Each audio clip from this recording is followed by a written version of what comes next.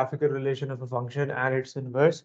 A function and its inverse, when you draw the graph of them, you should be able to notice that they both are reflection of each other in the line y is equals to x. So this was, we did a little bit practice of reflection in the line y is equals to x. Here was an exam question. The muddiest point of these types of question is that f of x is equal to 3x minus 1 when you're drawing a rough sketch, because you're not going to draw an accurate graph.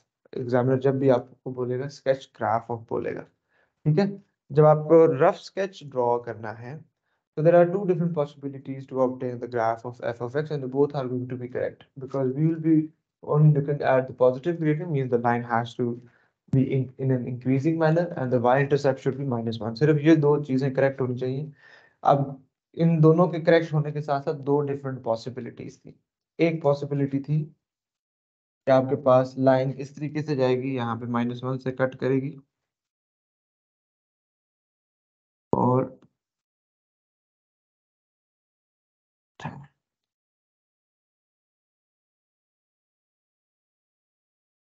होगी वो भी increasing manner में. अब दोनों में फर्क ये था, ये भी इंक्रीजिंग थी और y इंटरसेप्ट इसका -1 था. ये थर्ड क्वाड्रेंट में इसका इंटरसेक्शन हो रहा था y इज टू x के साथ इस, और ये जो एक द अनदर पॉसिबिलिटी जो थी उसका intersection y is to x के साथ फर्स्ट क्वाड्रेंट में हुआ था. अब आपको ये फिगर आउट करना है कि एक्चुअल में किधर हो रहा है. कि बेशक आप रफ स्केच कर रहे हैं तो आपने इंटरसेक्शन जो है वो सही क्वाड्रेंट में शो करना है. उसके लिए बेसिकली हमारे पास व्हाटएवर द फंक्शन इज, जो लीनियर फंक्शन दिया हुआ है, उसको और y is equal to x का इंटरसेक्शन निकाल लेंगे. और किसी भी, ये कोऑर्डिनेट ज्योमेट्री का कॉन्सेप्ट है. सो जब भी आपको इंटरसेक्शन पॉइंट निकालना है, you solve the two equation simultaneously. You know the equation of this one, you know the equation of this one, solve them simultaneously. From there you will get to know this is positive x, तो इसका मतलब है first quadrant में इसका intersection है. तो then you will draw the line. Once you have obtained the line, फिर आप उसका रिफ्लेक्शन ड्रॉ कर लेंगे y is equal to x की लाइन के हिसाब से. ठीक हो गया. सो ये कल हमने इंपॉर्टेंट चीजें पढ़ी थी. Right. So let's just move on to domain and range. Domain और range का 1 मार्क का क्वेश्चन आता है. ठीक हो गया. डोमेन और रेंज का 1 मार्क का, बहुत ज्यादा मार्क्स का क्वेश्चन आया तो 2 मार्क्स का आ जाएगा, इससे ज्यादा नहीं आता. 99% इसका क्वेश्चन जो है 1 मार्क का ही मिलेगा. लेकिन अब क्योंकि 1 मार्क है, we don't want to lose even a single mark ना. अब कहने को ये 1 मार्क है लेकिन इसके अंदर चीजें बहुत ज्यादा है, तो उसको मैं कोशिश करूंगा सिंपलीफाई करूं. So first of all let's just get an idea कि डोमेन रेंज है क्या. ठीक हो गया. सो पहले अलजेब्रिकली देखते हैं, फिर ग्राफिकली देखेंगे. ठीक हो गया. So for example if you have the function f of x equals to 3x plus 2, if I ask you to plug in 2 into the x, ठीक हो गया. तो in short आप f of 2 फाइंड करें. तो f of 2 is going to be equals to 3 into 2 plus 2, which is basically 8. अब यहाँ पे देखें क्या हुआ. This value which you plugged into the function is basically the domain value, and this value which came out as a result is basically the range value. ठीक हो गया. The value which you plug in is basically domain, the value which comes out as a result is range. इनकी definition proper पता होना जरूर चाहिए, ताकि जब हम उसको देख रहे हो किसी भी ग्राफ को या इक्वेशन को या फंक्शन को, तो हम डोमेन रेंज को अकॉर्डिंगली देख सकें. अब क्योंकि डोमेन मेन चीज इसमें डोमेन है, आपकी रेंज किसके ऊपर डिपेंड कर रही है, डोमेन के ऊपर. तो what ever you plug in उसके अकॉर्डिंगली आपके पास आउटपुट आएगा. सो डोमेन की डेफिनेशन अगर आपसे पूछे तो in short it is allowable inputs. Allowable inputs. So if you read the complete definition like allowable inputs, so the question comes in mind, is there something which is not allowed? उस पे हम बाद में बात करेंगे. Yes, there is something in some cases which is not allowed, like those values you cannot plug them into the function. Range. Range will be with these allowable inputs, whatever the possible outputs are. So not allowable, possible. Possible outputs. Because that, why possible? Because outputs are depending on the range input values. So allowable inputs, they are domain, and possible outputs, they are a part of the range. Now, talking about the definition, this was a very straightforward linear function. For example, if you have f of x is equals to 1 over x, or you have a function f of x is equals to root of x. If I talk about the domains of both of the functions, in the first function, you should know that we cannot plug in 0 into it. Because if I have 0 in the denominator, the entire function gets undefined. And for example, if I talk about this function, I cannot plug in any negative value of x. Okay.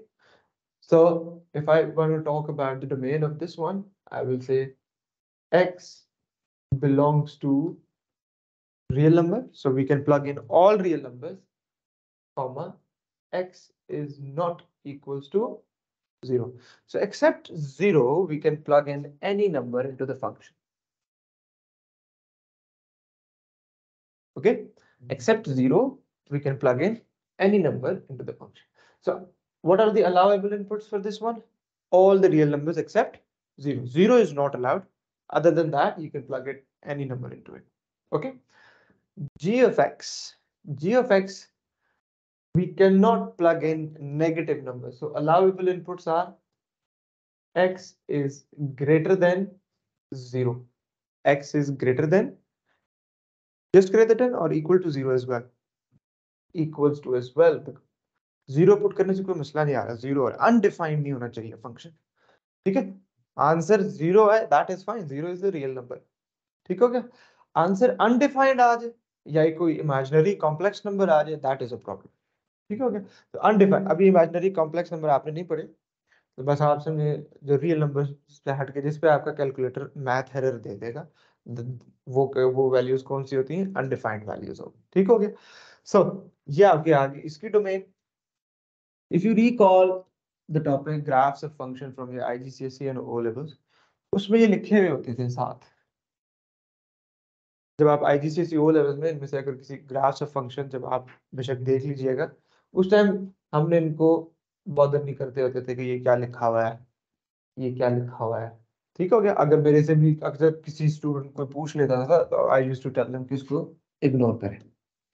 ठीक हो गया. सिर्फ एक reason बताया था कि आप इसमें 0 पुट करें क्या आएगा, तो वो मैथ एरर आ गई बस. ये तो अब आप प्रॉपर मीनिंग देख रहे हैं कि ये साथ जो लिखा होता है इसका क्या मतलब. अच्छा, अब डोमेन रेंज. तो रेंज किसके ऊपर डिपेंड करिए बेटा?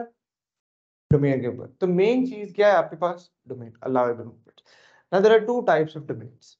One is natural domain, and then there is a restricted domain. One is natural domain, and then there is restricted domain. So natural domain, ये जो मैंने अभी लिखा है, so what is not allowed in this function? This one over here. Everything is allowed. There is no such number which is not allowed. ठीक हो गया? So इसकी natural domain क्या है? All real numbers. So I can plug in any number into it. ठीक हो गया? What is the natural domain of this one? All real numbers except 0. This is natural domain. Natural domain of this one, all positive numbers, including 0 as well. So x is greater than equals to 0. अच्छा, अब आते हैं restricted domain के ऊपर. Restricted domain होता है examiner आपको अपनी मर्जी से रिस्ट्रिक्ट कर देता है. Although everything is allowed, but examiner says that he wants the values of x which you are going to plug it into this greater than 1. So you cannot plug in value which is less than 1. Now, it doesn't mean that क्यों नहीं put कर सकते. ये आगे restricted domain, examiner ने restrict कर दिया आपको कि भाई आपने इससे पीछे आप भूल जाइए कोई नंबर होता. So imagine, consider this as a diet. Diet of any living thing. There are carnivorous, there are omnivorous, there are herbivorous animals. ठीक हो गया. अच्छा, now for example, If we talk about humans, we are omnivorous. We humans are omnivorous. We eat vegetables, we eat meat as well, we eat fish as well, we eat the wheat bread. So we can eat anything. So being a Muslim, we can eat anything which is halal. Okay, so our natural domain is all real numbers. We can eat anything. Okay. Now restricted domain.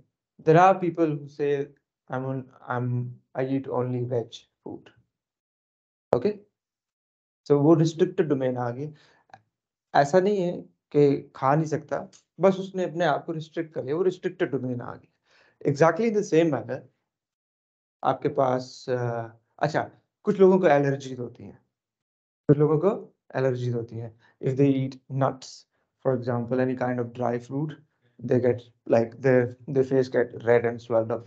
So again they have to go in a restricted domain, although they can eat anything, but due to medical reason they need to get into a restricted domain. So ये अब आपके पास आ गया allowable. So allowable inputs natural भी हो सकता है और आप उसको अपनी मर्जी से restrict भी कर सकते हैं. ठीक हो गया? So that totally depends on the examiner. Now in terms of functions, these mathematical functions, why there is a need of restriction? First, let's just understand that. Okay. There we will be needing a definition of a line. If I ask you to draw a line of a specific length till your IGCSE or O levels, this statement was fine. But in AS, and if you are so nitty-gritty like focusing on even tiny words and small details, so this statement is wrong. Line does not have a length. It can be extended to both ends infinitely. So you will obtain this. For example, you have a function f of x is equals to 2x plus 1, linear. So if I say that the domain is all real numbers, there's no restriction, so you will obtain this. You can extend this on each side infinitely. Now what happens when you restrict it? There are two possibilities. There is one possibility, restriction from one side only. So you say line is, okay, this is all real numbers when I say x is greater than equals to 0 or any number, or maybe less than equals to any number. Okay? So that's just restriction from one side. There you obtain array. You have restricted it from one side. From the other side, you can go to the infinite side. Okay? You can extend it infinitely. And then there's a thing called restriction from both ends. Let's say I say greater than 0, less than 5. That's a thing who has a length. It doesn't have a length. It doesn't have a length. हम इसको line बोलते हैं वैसे, but इसके mathematical proper meanings क्या हैं? This is line segment, means a part of a line. So this is what you obtain from a restricted domain from both ends, restricted domain from one end, natural domain. In case of a line, it doesn't happen for all the functions.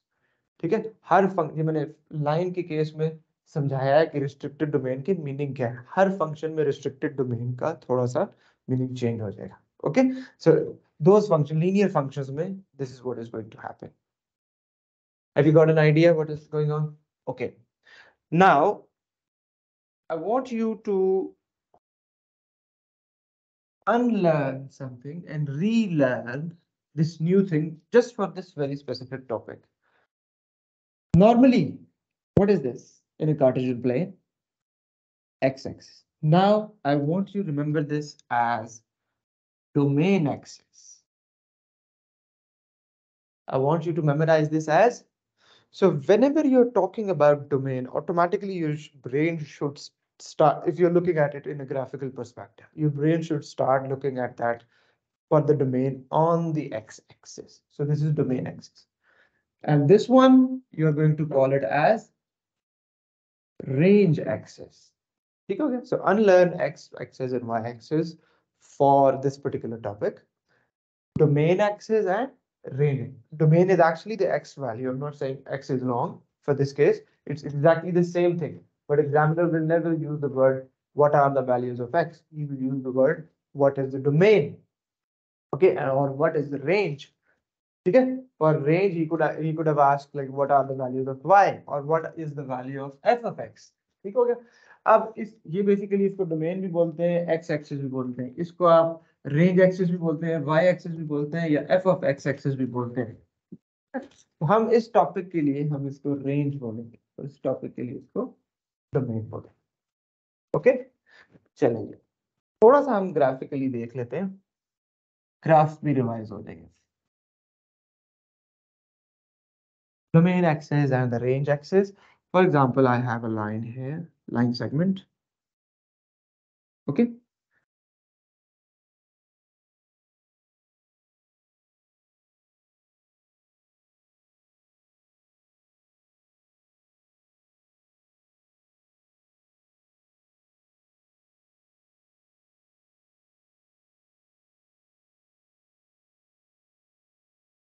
What is the domain for this graph?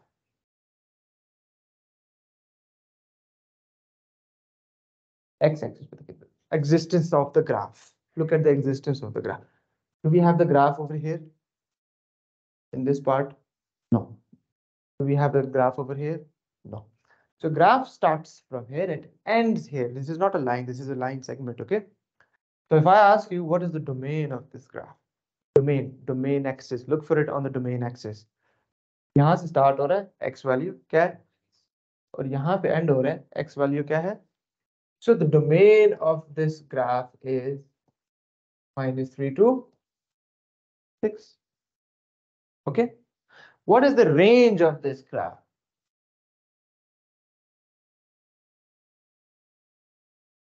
-7 to.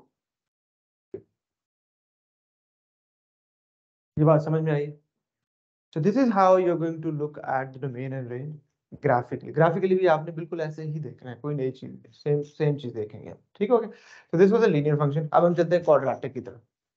किस तरफ जाएंगे? Quadratic की तरफ.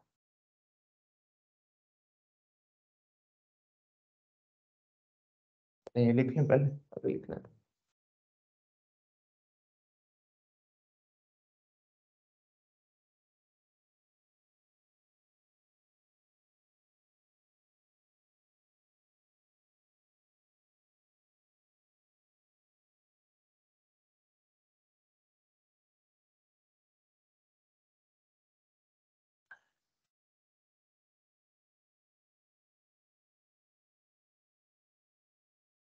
आपको graphically and mathematically दोनों तरीकों से पता होना चाहिए कि डोमेन रेंज कैसे देखेंगे.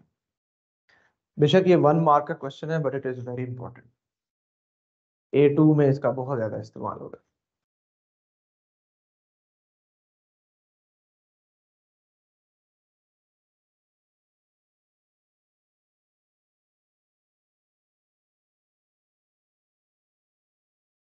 डन. ओके, नेक्स्ट एक पे क्वाड्रेटिक ग्राफ ड्रॉ करते हैं यहाँ पे.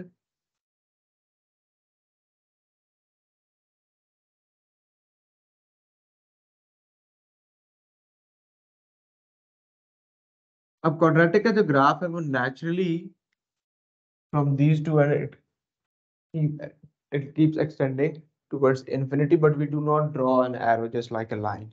It's understood over here. ठीक हो गया. अच्छा, even if you want to restrict it, हम उसको इरेज करके वहां तक ले आते हैं, बट इसके अंदर हम वो नहीं करेंगे.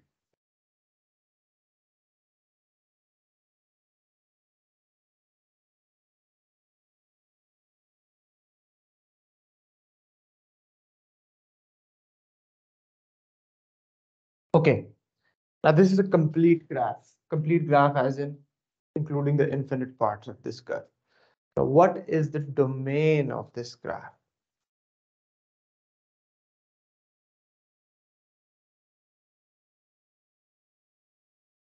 Infinite, all real numbers. Because as I stated, you can keep extending this in this direction, you can keep extending this in this direction.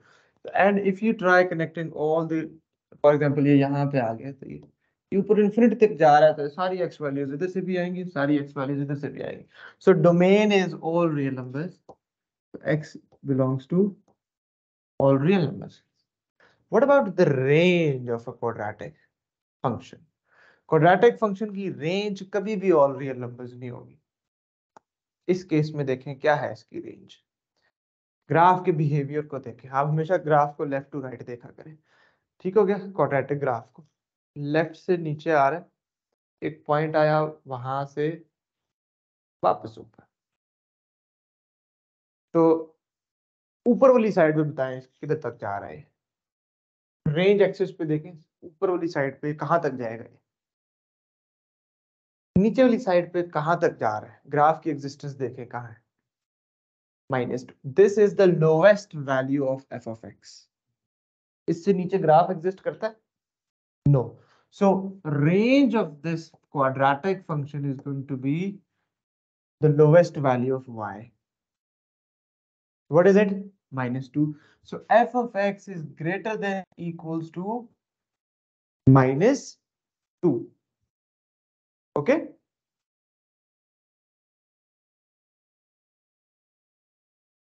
ठीक है. अच्छा. For example, if I have lower parabola, this was upper parabola, like concaved up. Let's say I have a lower parabola, as in the sad face of the curve.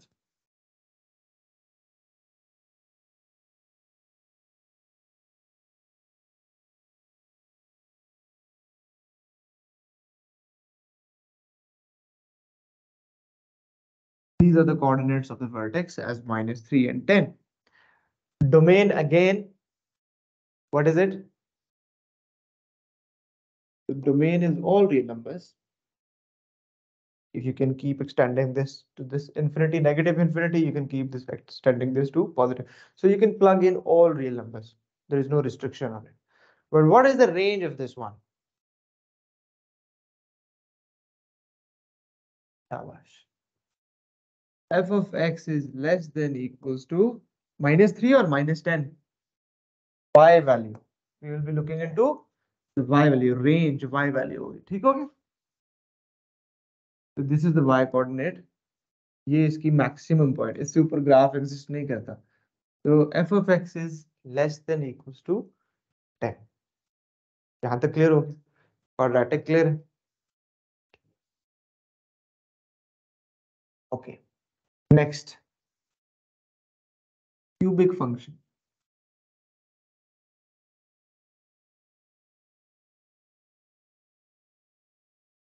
बताएं नहीं. Domain क्या है?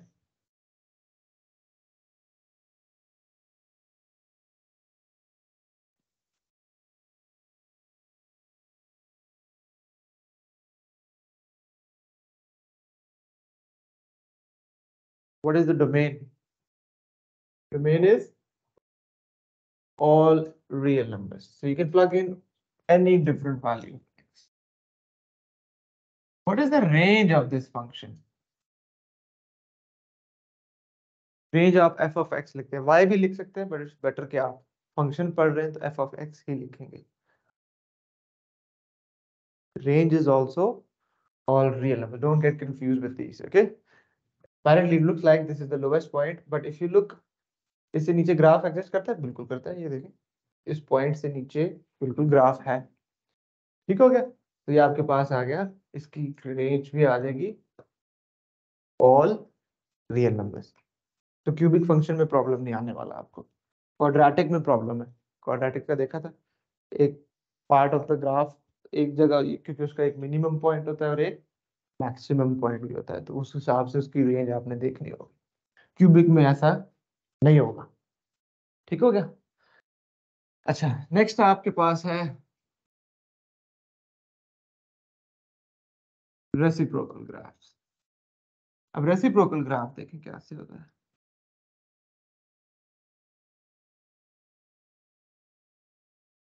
f of x is equals to 1 over x. इसका graph बताया क्या होगा?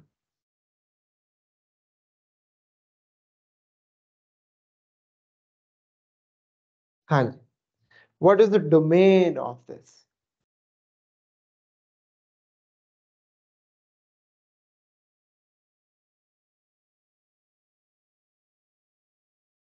all real numbers except 0. We cannot plug 0.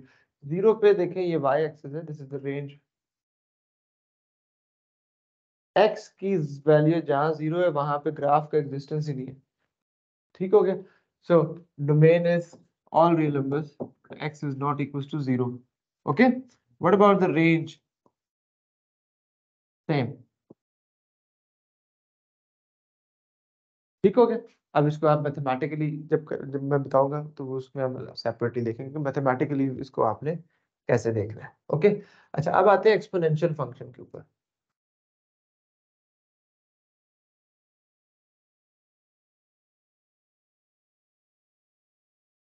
f of x is equals to 2 power x.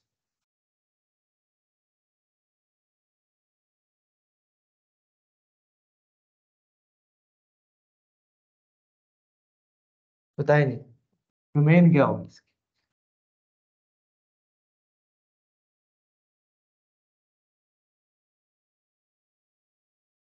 The domain is all real numbers. There is nothing which makes this function undefined. What about the range?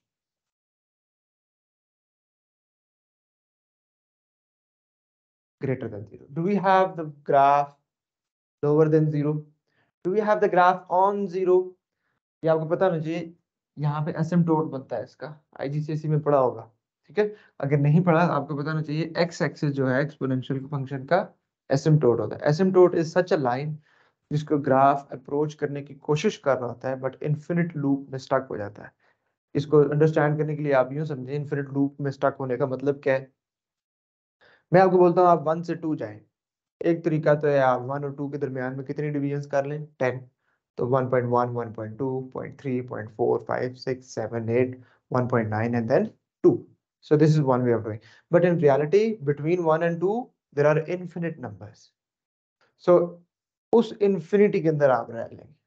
अब 1 से लेकर 1.1 तक जाने में भी आप infinite numbers division कर सकते हैं बीच में. So if I ask you to move from 1 to 1.1 and do not skip a single real number between it, so you can never reach 1.1. So in that case 1.1 asymptote बन जाएगा. अगर मैं आपको बोलूं 1 से लेकर 2 तक जाएं आप, so you're trying to approach 2 but you will never ever get there आप infinity के अंदर. So you can imagine it as you are falling but you will never reach ground. So आप समझे आप एक infinite tunnel में गिर रहे हैं. ठीक हो गया. You are falling towards ground but the ground is never going to come. लेकिन ऐसा नहीं है कि आप रुक गए, आप गिरते भी जा रहे हैं. ठीक हो गया. So this is constantly decreasing. हमारी आंखों के लिए वो एक, if you look at this with the help of a naked eye, तो ये ऐसा लगता है पैरेलल हो गया एक्स एक्सिस के, बट इन रियलिटी बहुत छोटी छोटी वैल्यूज वो डिक्रीज कर रहा है. ठीक हो गया. सो यहाँ पे it is trying to approach x axis but it will never reach there from this side. यहाँ पे भी यही हो रहा है. ठीक है. तो इसको एसिम्प्टोट बोलते हैं. So f of x is greater than 0. 0 नहीं है, 0 से ऊपर आ रहा है. ठीक हो गया. ऑलराइट. ये हो गया हमारा graphically that how to look into the domain and range of all of these. अब हम चलते हैं mathematically.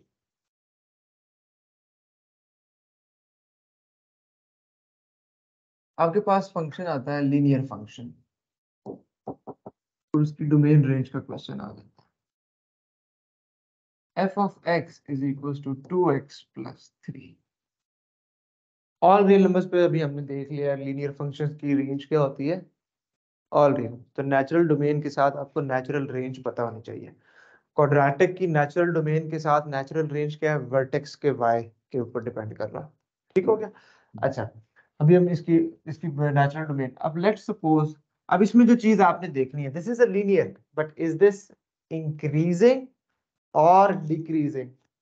Think increasing because the coefficient of x is positive gradient है इसका. अच्छा, अब आप जरा फर्क क्या पड़ता है इंक्रीजिंग डिक्रीजिंग से, ये समझने वाली बात है. दो केसेस लेते हैं हम, एक इंक्रीजिंग फंक्शन का और एक डिक्रीजिंग फंक्शन का. यहाँ पे आप देखें, आप x की वैल्यू बढ़ा रहे हैं तो y, what is happening to the value of y? If you're increasing the value of x, what is happening to the value of y? Increasing. So in a linear function with a positive gradient, so when m is positive, when x will increase, y will increase as well. Or when x will decrease, I'm sorry, when x will decrease, y will decrease as well. ठीक हो गया? अच्छा, negative gradient में क्या होगा? When x will increase, what is happening to y?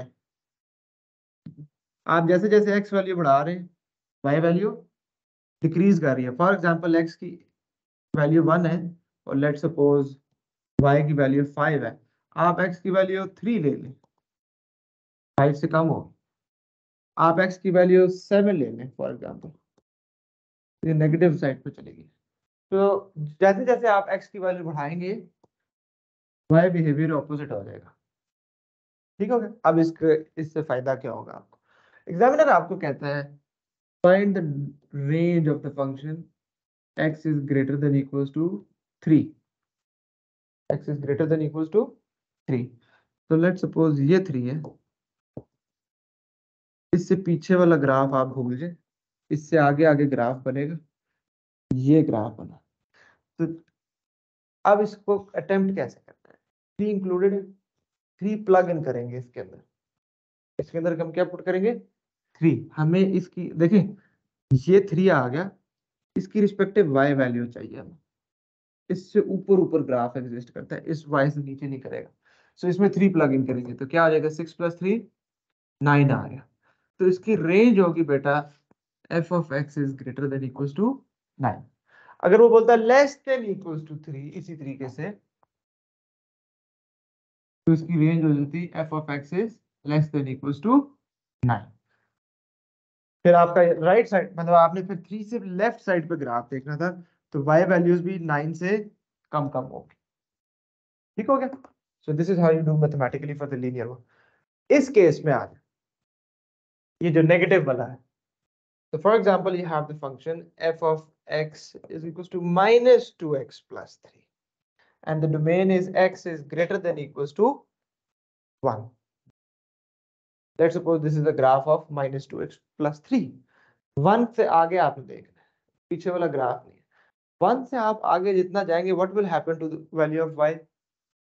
Decrease. तो y value अब इसमें ऑपोजिट हो गया. इधर greater than x, x is greater then something हो, तब f of x क्या होगा? Less than that value. तो इसमें 1 पुट करें, क्या आएगा?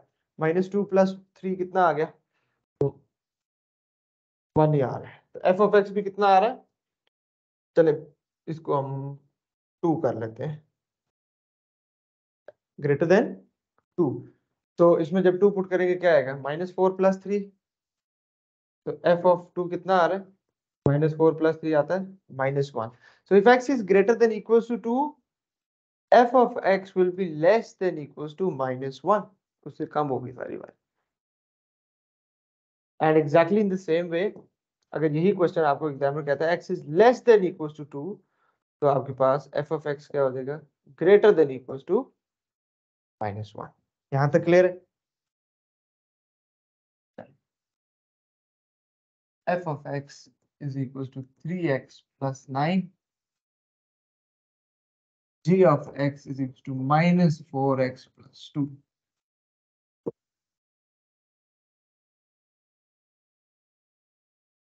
x is greater than equals to 1.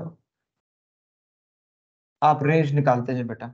x is less than 0, x is less than -3. ये f of x के लिए.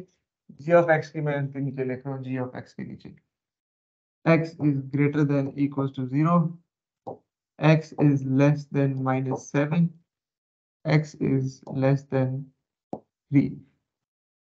चले शाबाश, इनकी मुझे रेंज बताएं साहब.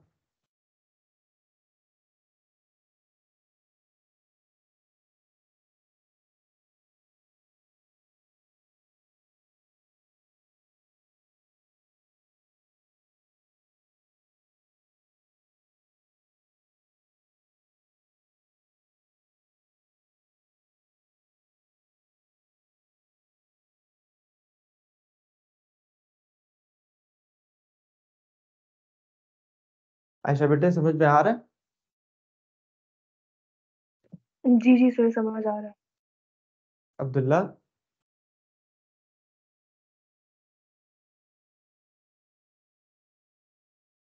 अब्दुल्ला बच्चे आपको समझ में आ रहा है? ये थोड़ा बहुत ही समझ में आ रहा है। थोड़ा बहुत समझ में आ रहा है? जो चीज समझ नहीं आ रही बताए ना बच्चे, कौन सा पार्ट नहीं समझ में आया?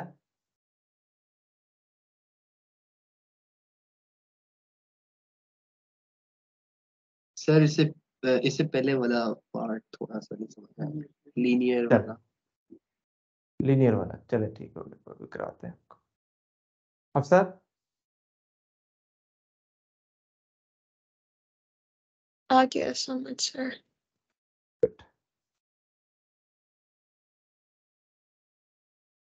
चले जी, इसका आंसर कौन करेगा? आयशा, अब्दुल्ला और हफ्सा, आप तीनों में से बताएं कौन देगा इसका, ये तीनों के आंसर्स।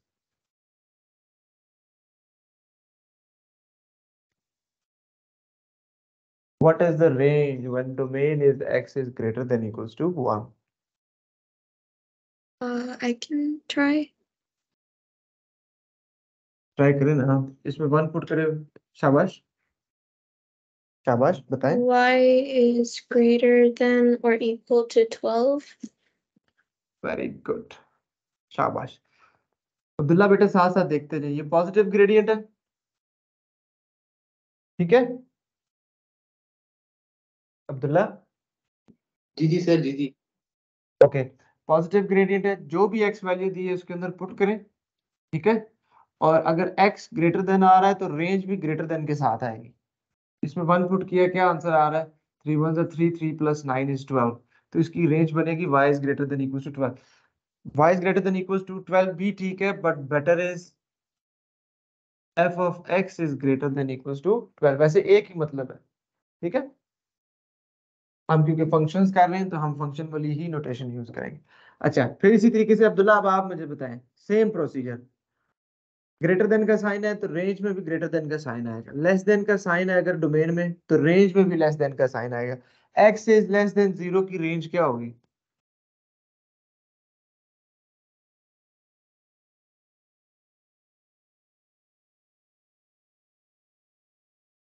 सर 9 9 क्या?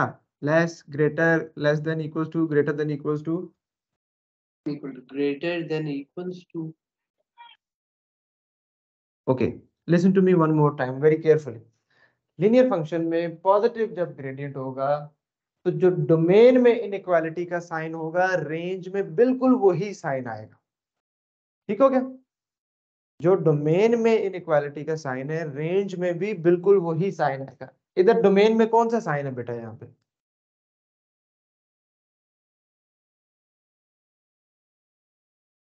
अब्दुल्ला, इधर इस क्वेश्चन में डोमेन में लेस देन का साइन है तो इसकी रेंज में भी आपके पास लेस देन का साइन आएगा, सिर्फ लेस देन का। किसकी जगह 0 इसमें पुट करेंगे आप? वो 0 के ऊपर तो आपने देखना है ना, 0 से पिछली वैल्यू तो -1.999, इसलिए आपने जो इधर दिए हुए वही पुट करना है, ठीक हो गया? शाबाश। ठीक है इसी सर। तरीके से -3 पुट करेंगे तो -3 × 3 कितना आता है? -9, -9 + 9 0 हो गया। so f of x less than और ग्रेटर देन? लेस देन 0, ये इसकी रेंज आ गई आपके पास। अच्छा अब्दुल्ला, ये था linear gradient, linear function with positive gradient. This is a linear function with negative negative gradient. Gradient. Negative gradient में जो डोमेन में इनइक्वालिटी का साइन होगा उसको ऑपोजिट साइन इनइक्वालिटी में लगाना है, सॉरी रेंज में लगाना है, ठीक हो गया? अच्छा, अब 0 इसमें पुट करें, क्या आता है? +2 आता है। तो इसकी रेंज बेटा आपके पास क्या बन जाएगी? f of x is less than equals to 2। क्योंकि नेगेटिव ग्रेडियंट में क्या हो रहा है, आप x की वैल्यू बढ़ाएंगे तो y वैल्यू कम होगी, x वैल्यू बढ़ाने से y वैल्यू कम होगी। इधर ऊपर आप डोमेन में कह रहे हैं 0 से बड़ी x वैल्यू, तो 0 के ऊपर क्या आ रही है वैल्यू? आप पहले तो ये देखें 0 की ऊपर 2 आ रही है, अब 0 से आगे जाएंगे तो y को क्या होगा, कम होगा, तो इसलिए y इज लेस देन 2। अब यहाँ इसमें 0 पुट करें, 0 ठीक है, 2 आएगा। अच्छा इस केस में आ जाए, इसका आंसर क्या होगा, एफ ऑफ एक्स, इधर लेस देन, इधर क्या आएगा, ग्रेटर देन। -7 उसमें पुट करें, minus minus plus, 7 4 are 28, 28 plus 2 is 30। ठीक हो गया। इसमें आ जाए, इस पे आप 3 पुट करें, -4 into 3 -12, -12 plus 2 -10। So f of x less than or greater than, greater than, क्या आंसर आ रहा था, -10, यस -10। तो लीनियर फंक्शन में पॉजिटिव ग्रेडियंट जब भी होगा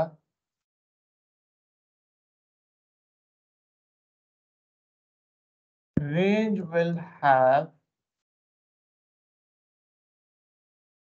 opposite, sorry, range will have same, range will have same inequality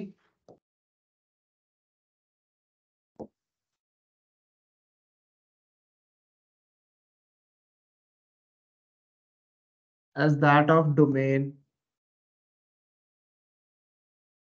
और नेगेटिव ग्रेडियंट में अगर आपके पास नेगेटिव ग्रेडियंट वाला फंक्शन है तो range will have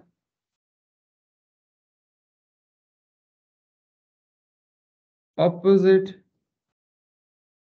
inequality as that of domain। ठीक है,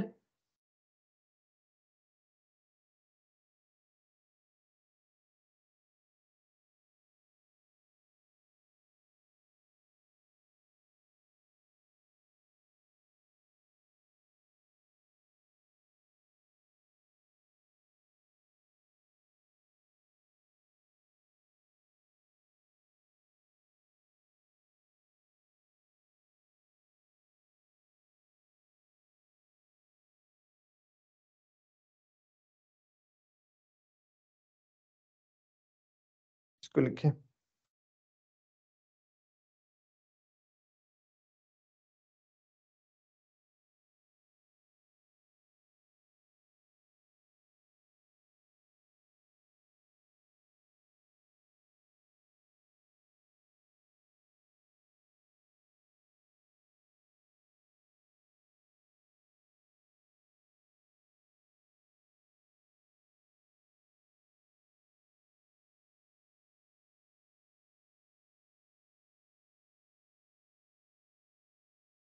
मैं आ गया।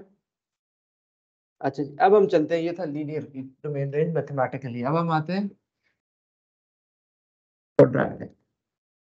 क्वाड्रेटिक के लिए एक चीज याद रखनी है कि अगर आपके पास नेचुरल डोमेन है, तो मतलब natural domain all real numbers है, तो रेंज ऑल रियल नंबर्स नहीं होगी, वो वर्टेक्स तक जाएगी, वर्टेक्स तक लिमिट होगी। ठीक हो गया। अगर अपर पैराबोला है तो वो जो वर्टेक्स का y है that will be the minimum value, अगर लोअर पैराबोला है तो जो वर्टेक्स का y है that will be the maximum value, उससे ऊपर ग्राफ नहीं होगा। अब एग्जामिनर आपको कहता है जी f of x is equals to x minus 3 whole square plus 4, quadratic है। मैंने क्वेश्चन दिया ही आपको कंप्लीटेड स्क्वायर फॉर्म में। अगर आपके पास ऐसा क्वेश्चन है जो जिसका स्क्वायर कंप्लीट नहीं हुआ हुआ and it is a quadratic, तो आपने सबसे पहले क्या करना है, स्क्वायर कंप्लीट करना है, क्योंकि इसकी डोमेन उसके क्वाड्रेटिक रेंज में जो सबसे इंपॉर्टेंट रोल है वो किस चीज का है, वर्टेक्स का। किसका, वर्टेक्स के कोऑर्डिनेट्स का। ठीक हो गया। अब एग्जामिनर आपको कहता है x is less, sorry x is greater then, let's suppose 0, x is greater then 0। अब पता क्या है यहाँ पे, पहले मैं आपको ग्राफिकली समझाता हूँ, फिर आपको मैं तरीका बताऊंगा कि आपने पेपर में कैसे करना है। उस तरीके की रीजन बताने के लिए मैं पहले ग्राफिकली सॉल्व करने लगा। वर्टेक्स के कोऑर्डिनेट्स बेटा इसके क्या है? 3 4। एग्जामिनर कह रहा है इस डोमेन के लिए रेंज निकालने क्या है। अच्छा 3 4 किधर हो गया बेटा? इधर ऐसे ही है, ग्रेटर देन 0, यानी इससे पीछे ग्राफ एग्जिस्ट करता है। एक्स की वैल्यू 0 से लेफ्ट साइड पे ग्राफ होगा आपके पास। ठीक हो गया? यहां से आप आगे इन्फिनिट तक जा सकते हैं। सो बेसिकली ग्राफ हैज इस 0 से इस साइड पे। अब स्टूडेंट क्या करते हैं? अब क्वाड्रेटिक के ना एक प्रॉब्लम है, वर्टेक्स के एक तरफ नेगेटिव ग्रेडियंट है, वर्टेक्स के दूसरी तरफ पॉजिटिव ग्रेडियंट। ये प्रॉब्लम है इसका, इसीलिए हम इसमें सारा फोकस अपना किस पे ले जाते हैं? वर्टेक्स के ऊपर। किसके ऊपर ले जाते हैं? अब स्टूडेंट करते हैं क्या है? आप 0 पुट करते हैं। नॉर्मली स्टूडेंट्स क्या करते हैं, क्योंकि लीनियर वाली प्रैक्टिस चल रही होती है, आप इसमें 0 पुट करें, क्या आंसर आएगा? -3 का स्क्वायर क्या आता है? 9। और 9 + 4 कितना आ गया? तो स्टूडेंट लिखता है जी f of x is greater than equals to 13। यानी ग्राफ इससे ऊपर ऊपर एग्जिस्ट करता है, नीचे नहीं करता। नीचे तो ग्राफ है, इसीलिए वर्टेक्स का बहुत इंपॉर्टेंट रोल है इसके अंदर। आपने यहां से फौरन से वर्टेक्स के देख ले y क्या है। वर्टेक्स का y क्या है बेटा आपके पास? अब दूसरी क्या चीज देखनी, इज इट अपर पैराबोला और द लोअर पैराबोला? वो फंक्शन को देख के नजर आ जाएगा। इस केस में अपर पैराबोला है, डायग्राम तुम सिर्फ समझाने के लिए बना रहा हूं।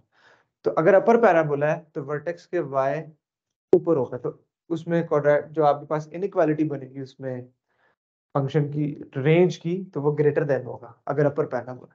अगर लोअर पैराबोला है तो उस वर्टेक्स के y से लेस देन होगा सारा। ठीक हो गया? अब ये आंसर आ रहा है। अब मैंने क्या करना है, अब आपने पेपर में कैसे करना है? पेपर में आपने एक ये स्टेटमेंट याद रखा,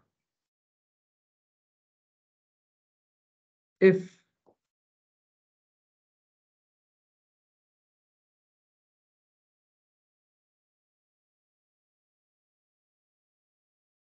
x of vertex is in the domain, then y of vertex will also be in the range.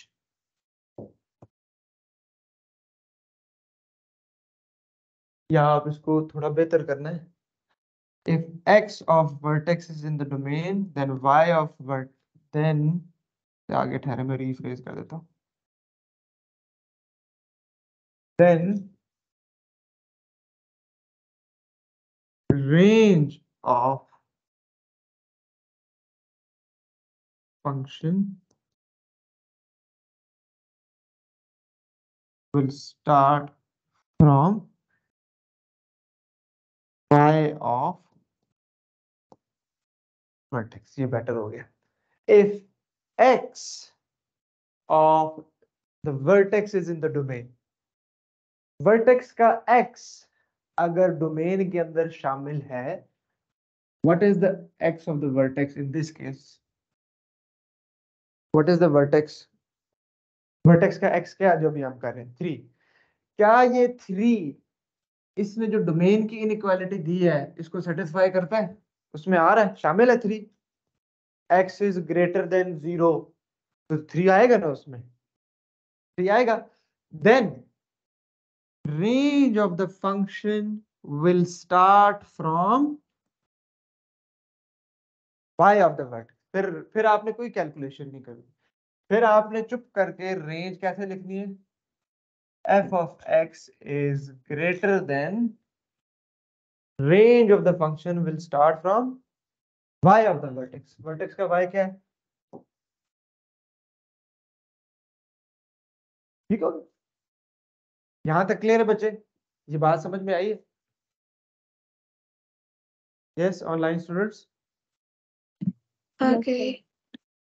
ठीक हो गया। अगर वर्टेक्स का x आपकी डोमेन के अंदर, जो एग्जामिनर डोमेन दी उसके अंदर इंक्लूडेड है, तो रेंज वर्टेक्स के y से स्टार्ट करनी होगी आपको। बस ये याद रखना है। f of x is equals to x plus 1 whole square minus 7 minus first thing first, upper parabola और lower parabola. Lower parabola means इसमें maximum point होगा, तो range will has a less than sign or greater than sign. Less than sign. The range will have a less than sign. Okay, next vertex के coordinates क्या है बेटा? -1 -7. ठीक हो गया? अब आते हैं, एग्जामिनर आपको क्वेश्चन देता है x is greater than equals to -5. ये डोमेन दी है, रेंज बताएं क्या होगी। अब रेंज देखें, क्या -1 इस डोमेन में इंक्लूडेड है? क्या -1 इस डोमेन में इंक्लूडेड है? Yeah. नहीं, x ऑफ वर्टेक्स आपने देखना है डोमेन में है या नहीं। डोमेन x वैल्यू थी ना, यस इट इज इंक्लूडेड। -5 के बाद आएगा -4, फिर -3, क्योंकि ग्रेटर देन कह रहा है ना, फिर -3 के बाद -2 -1, तो इसका मतलब है रेंज कहां से स्टार्ट होगी? y of the vertex. वो क्या होगा? अच्छा, अब इस केस में less than equals to -7। Less क्यों लगाया है यहाँ पे मैंने? लोअर पैराबोला है। अगर ये माइनस की जगह प्लस होता तो वर्टेक्स से ऊपर ऊपर सारा ग्राफ होता, तो ग्रेटर देन का साइन आता। अभी इस केस में हम नेगेटिव कर रहे हैं। एक और डोमेन देता हूं आपको। अब मैं आपको कहता हूं x is greater than equals to 0। अब बताएं, domain is x is greater than equals to 0। अब वर्टेक्स का x इसकी डोमेन में है नहीं है। अब आप कैलकुलेशन करेंगे, अब आप कैलकुलेशन करें। अब कैलकुलेशन करें जी, 0 पुट करें, इसमें क्या आता है? 0 + 1 इज 1, 1 का स्क्वायर क्या आ जाता है? 1। तो अब ये -1 -7 क्या हो जाएगा? -8। तो इसका मतलब है f of x is less than equals to -8। इसकी रेंज आ गई। 0 पुट किया इसमें, 0 + 1 1, 1 स्क्वायर्ड इज 1, तो ये बाहर माइनस का साइन है, तो -1 -7 -8। फिर वैल्यू डालें, क्योंकि देखिए ये ग्राफ से समझाता हूं। अच्छा सॉरी, लोअर पैराबोला है, ठीक है। ये वर्टेक्स है आपके पास -1 -7। अब एग्जामिनर कह रहा है कि आपका ग्राफ जो है वो कहां से स्टार्ट हो रहा है? 0 -1 के बाद आएगा। ये डोमेन दी है, उसके राइट साइड पे आपने रहना है। अब जब आपने इसके राइट साइड पे रहना है, वर्टेक्स तो पीछे रह गया ना, फिर आपने ये वैल्यू फंक्शन में पुट करनी है और इसके कोरस्पॉन्डिंग y वैल्यू उठा लेनी है। क्या है वो? उसकी कोरस्पॉन्डिंग y वैल्यू डेफिनेटली -7 से कम आई है हमारे पास, -8 आई। समझ में आ गया? क्वाड्रेटिक तक हमारा हो गया। इसके बाद आएगा रेडिकल, वो इंशाल्लाह हम कल डिस्कस करेंगे। ये बहुत इंपॉर्टेंट था, घर जाके इसकी रिकॉर्डिंग जरूर देखनी एक दफा, ताकि बेहतर समझ में आए। Okay, alright, of you go. Allah Hafiz. Office. क्या नहीं सेंड किया? रिकॉर्डिंग सेंड नहीं की? मैं